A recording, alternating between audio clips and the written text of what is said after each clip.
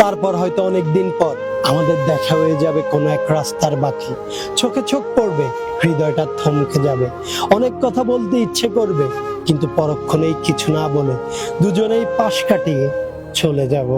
যেতে যেতে মনে পড়তে থাকবে পুরনো সেই স্মৃতি আর ওয়াদাগুলো। আচ্ছা, তোমার কি মনে পড়বে সেই দিনগুলোর কথা, যেই দিনগুলোতে আমার সাথে একবার কথা না হলে পাগলের মতো ছটফট করতে? মনে পড়বে কি সেই প্রথম দিনটার কথা, যেদিন তুমি আমার হয়েছিলে? মনে পড়বে কি আমি ছাড়া তুমি কারা হবে না বলে ওয়াদা দেওয়া সেই দিনটার কথা? হয়তো তোমার মনে পড়বে না, কারণ ছেড়ে তো তুমি আমায় গিয়েছিলে, আমি না। হয়তো আমার মনে পড়বে তোমার ওই হাসি মুখখানা, যেই হাসিতে বিভোর ছিলাম আমি। মনে পড়বে সেই দিনগুলোর কথা, যখন তোমার দুনিয়া জুড়ে ছিল শুধু আমার বিচরণ।